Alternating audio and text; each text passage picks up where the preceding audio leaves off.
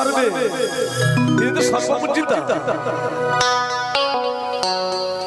খ্রিস্টান, বৌদ্ধ, ইসলাম এবং সনাতন চারি বর্গের জাতি দেবীকে আমরা মাতৃস্থানে স্থান দিয়েছি। সকলের গৃহে তিনি পূজিতা। মাগো পারো তোমার মহিমা কে পারে বুঝিতে, মায়ের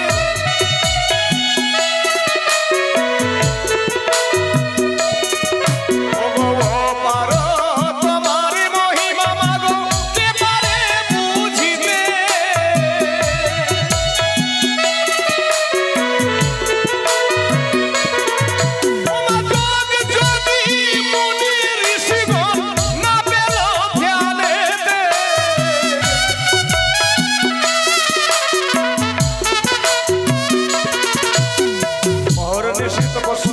যোগীরা তোমার সাধনা করেও তোমাকে পাই না, কারণ তুমি যে স্বয়ং নারায়ণী।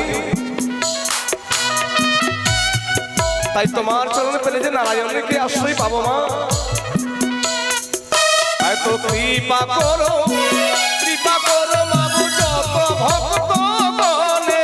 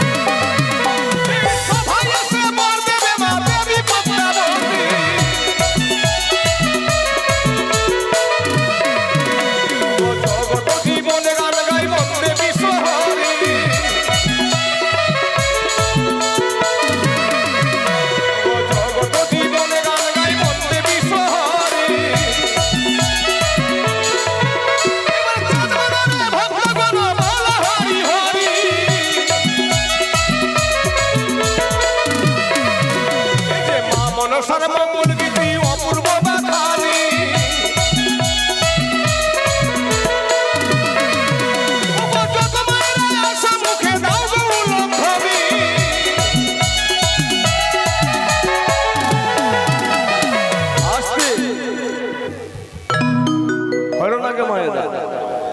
এই গোপনে গোপনে না, খুব ভালো করে চিৎকার করে। এই যে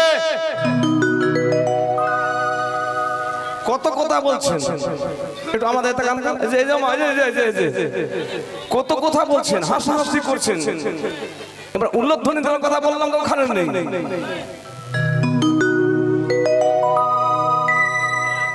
বাবা তো নেই। এই মায়েরা আসরে বসে যদি উল্লোধ্বনি না দেন, এর পরবর্তী জন্মে ভেক কুলে জন্ম হয়। মনসা মঙ্গল কীর্তন ধোয়া বলি প্রমাণ করে দিয়েছেন। এই মনসার আসরে বসে যেই মা উল্লোধ্বনি দেওয়ার বদন পেয়ে, হরি বলার বদন পেয়ে, জয় ধ্বনি পাওয়ার বদন পেয়ে যদি এবার উল্লোধ্বনি না দেয়, এর পরবর্তী জন্মটা তার ভেক, তার ব্যাংকুলে জন্ম নিশ্চিত। আপনি উল্লোধ্বনি দেবেন, আপনারও মঙ্গল হবে, জগতেরও মঙ্গল হবে। তাহলে আপনার কি মঙ্গল হবে?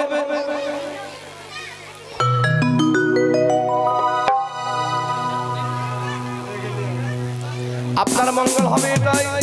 উল্লোধ্বনি উস শব্দে রাধার জিহ্বার অগ্রভাগে বসতি, লু শব্দে প্রাণ কৃষ্ণের কণ্ঠদেশে স্থিতি। উল্লোধ্বনি দিলে রাধা কৃষ্ণ ভজনা হয়ে যায়, রাধা কৃষ্ণের কৃপা লাভ হয়। তার সঙ্গে আপনার উল্লোধ্বনি, আমার এই যে মাটি প্রতিমা মনসা রয়েছে সেটা শুধু নয়, যিনি সিজুয়াই বসে রয়েছেন আসল, তিনি আপনার উল্লোধ্বনি শ্রবণ করে কোথা হইতে বরদান করবেন। বৈকুণ্ঠ থেকে লক্ষ্মী দেবী আপনার উল্লোধ্বনি শ্রবণ করে কোথা থেকে আপনাকে মা লক্ষ্মী দেবী প্রদান করবেন। এবং আপনার উল্লোধ্বনি যত বৃক্ষ লতা পাতা রয়েছে, কীট পতঙ্গ রয়েছে, এই কীট পতঙ্গ লতা পাতা আপনার উল্লোধ্বনি শ্রবণ করে তারা মানুষ কুলে জন্ম নিয়ে নেয়। তাহলে কত ফল রয়েছে।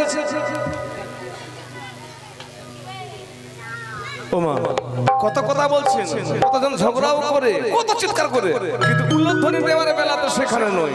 দেখছি আমি, এই যে মা আপনার পাশে মাটা যে রয়েছে, দেখবেন তো উল্লোধ্বনি দিল কিনা, কারণ এখান থেকে আমি শুনতে পাবো না তো। আর এই দিকে যত মায়েরা আছে, এই যে এই দিকে যত মায়েরা আছে, দেখবেন তো কার মুখ বন্ধ রয়েছে, কে উল্লোধ্বনি দেয়নি, কিন্তু আমি শুনতে পাবো না। আর আপনি যখন শুনতে পাবেন না, তখন আমাকে ডাকবেন, তখন আমি গিয়ে জিজ্ঞেস করবো সে কি অহংকারে উল্লোধ্বনি দেয়নি মায়ের নাম। আর উল্লোধ্বনি দিতে দিতেই আপনার উল্লোধ্বনি না শেষ হতেই দেখবেন মনের কালি মুছে গেছে, মায়ের কৃপা লাভ হবে। এই যে মা মনসারে মঙ্গল গীতি অপূর্ব বাখানি,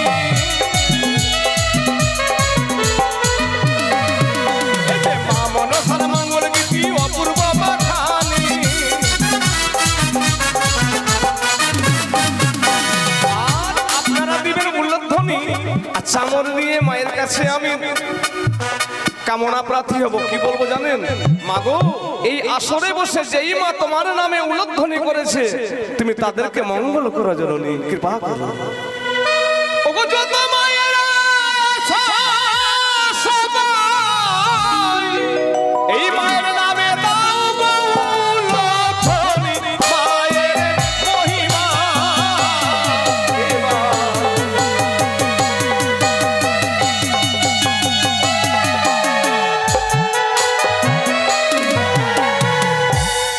এতক্ষণ মনে হলো যে হ্যাঁ আমরা সনাতন ধর্মের নারী, প্রমাণ করে দিলেন আপনারা সবাই উল্লোধ্বনি দিয়ে। আর দিলেন তো বল, না দিলেন তবু শুনলেন তো, কেউ তো দিলে ওটা শুনতে পেয়েছেন তো, তাতেই আপনারা মঙ্গল আছে। চলুন যাই, বন্দনা পর্ব সমাপ্ত করেছি। এবার আমরা গন্তব্য জায়গায় যাব, যে উদ্দেশ্য নিয়ে সর্বত্যাগী হয়ে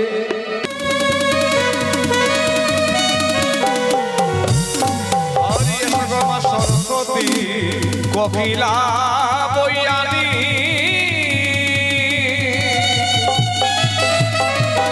সঙ্গে নিয়ে সগমা ছইরা ছত্রিশরা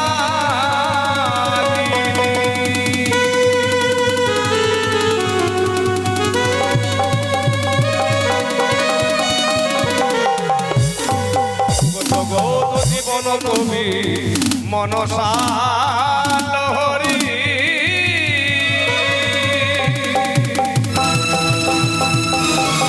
প্রেমানন্দে ভক্তগণ সবাই একবার বল হরি হরি।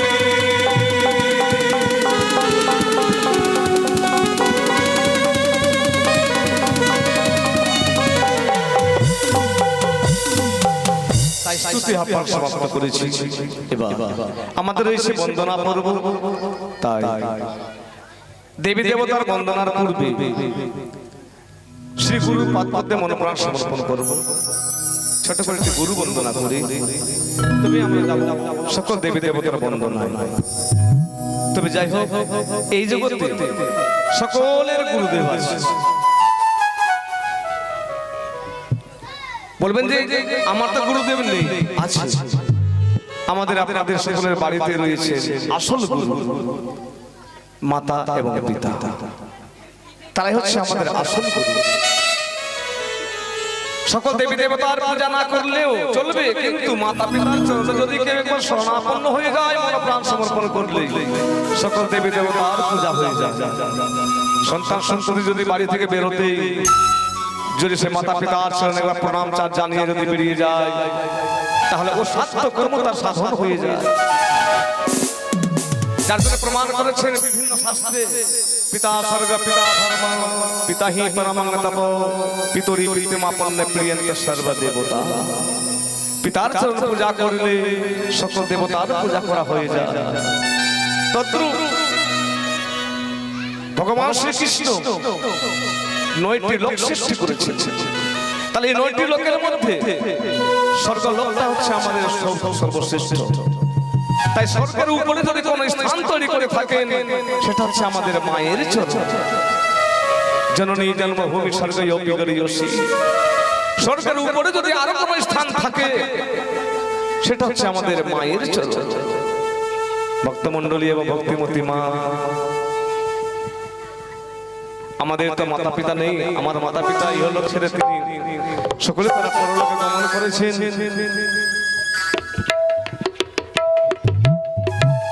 তাই আজকে আপনারা সকলেই ভক্তরাই হচ্ছেন আমার মাতা পিতা।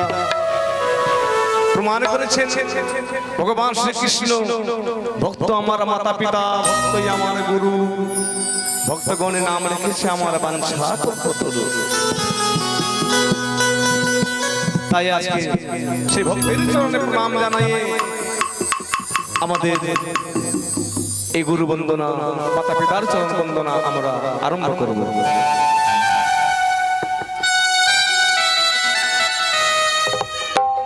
ওই আমি কার বন্দনা গাই গো, আমি কার বন্দনা গাই, কার বন্দনা গাই গো, আমি কার বন্দনা গাই। ও গো মাতা পিতার চরণেতে সর্বপ্রথমে আমি প্রণাম জানাই। আমি মাতা পিতার চরণেতে প্রণাম জানাই।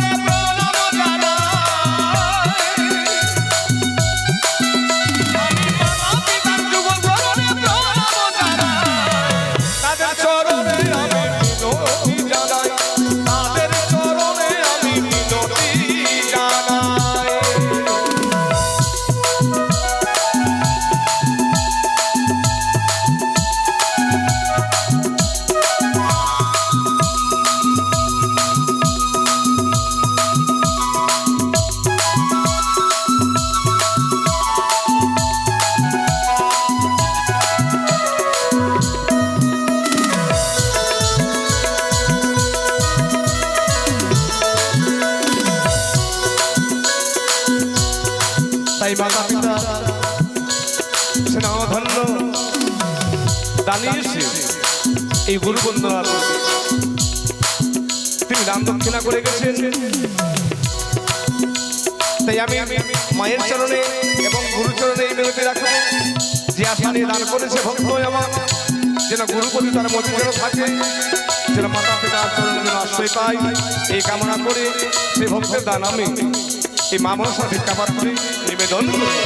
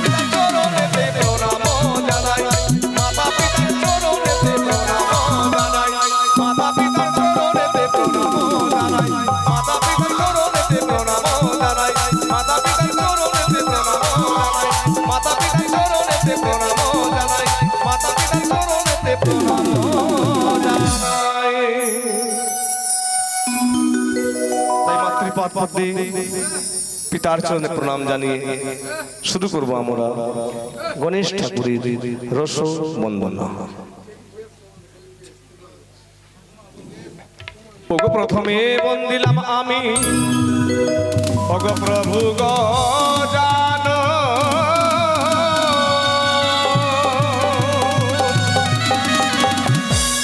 আর কবি গুরু বন্দিলাম আমি জগত জীবন হে।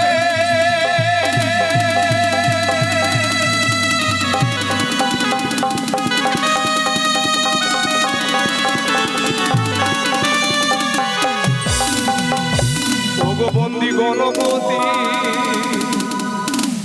দেবের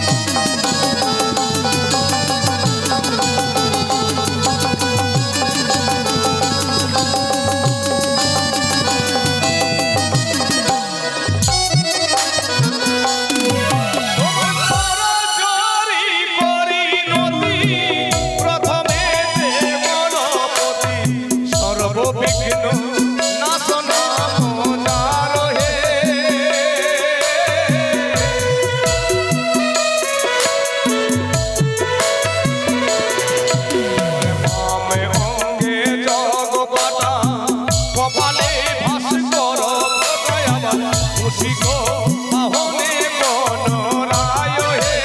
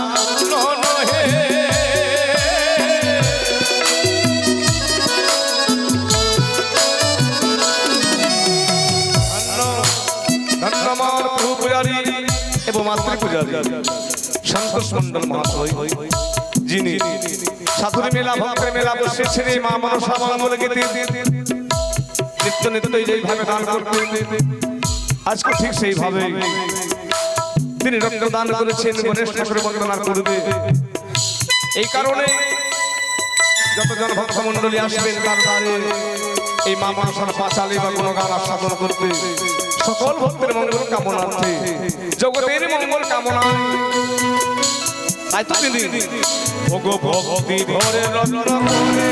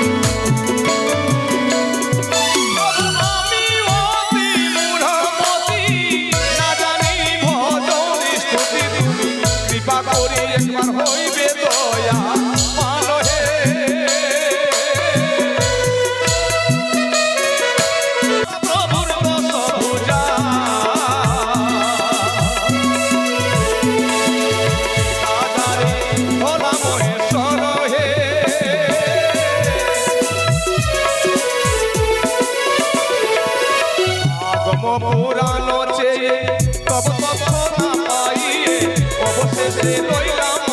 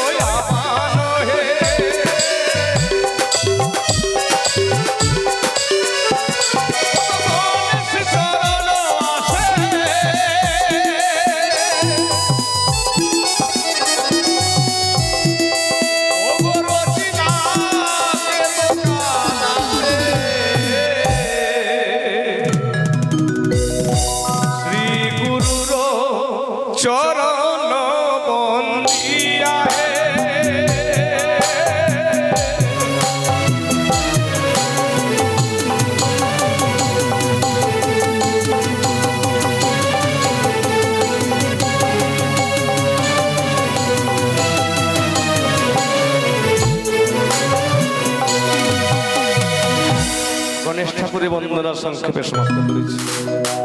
ডেকে নেব আমরা নাগমাতা ত্রিনয়নী চতুর্ভুজা দেবীকে। অনন্ত মহিমাজার দেবীর মহিমার অন্ত খুঁজে পেলেন না চতুর্বদনে ব্রহ্মা, ছয় বদনে কার্তিক, পঞ্চমুখে পঞ্চানন, এমনকি ৩৩ কোটি দেবতা আছে দেবীর মহিমার কথা তারা দেব বদনে বলতে পারবেন। মহাজন এক পাশে বসে কলম দিচ্ছেন, মাগো তোমার মহিমা বুঝার মতো সাধ্য দেবতাগুলো যখন হলো না, সামান্য একজন রক্তে মানুষে তৈরি কোনো আমি একজন মানব, কি করে তোমার মহিমা আমি জগতে প্রচার করি, কি করে তোমার গীতি আমি রচনা করি? দেবী তোমার মহিমা লিখতে গিয়ে, বলতে গিয়ে, গাইতে গিয়ে যদি মন কোথাও ত্রুটি হয়ে যায়, নিজে গুণ তুমি আমায় ক্ষমা নয় করিও, এবং অন্তিমে যেন তোমার শ্রীরাঙ্গা যুগোচর পথে যেন তুমি ঠাঁই ঠাঁই দিও। বসলেন গীত রচনা করতে মহাজন। তাই যিনি বসে বসে লিখছেন,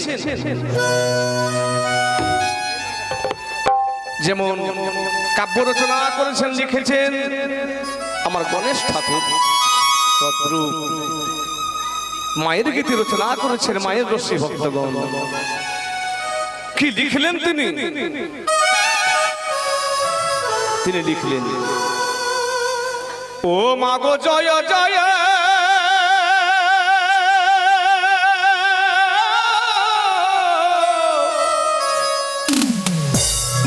ও গো জয় দেবী,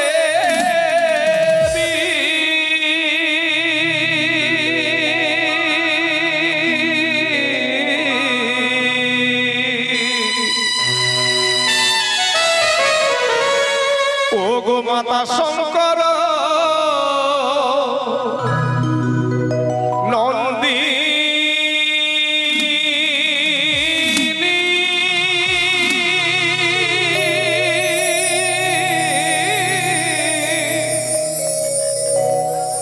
ও গো জরতে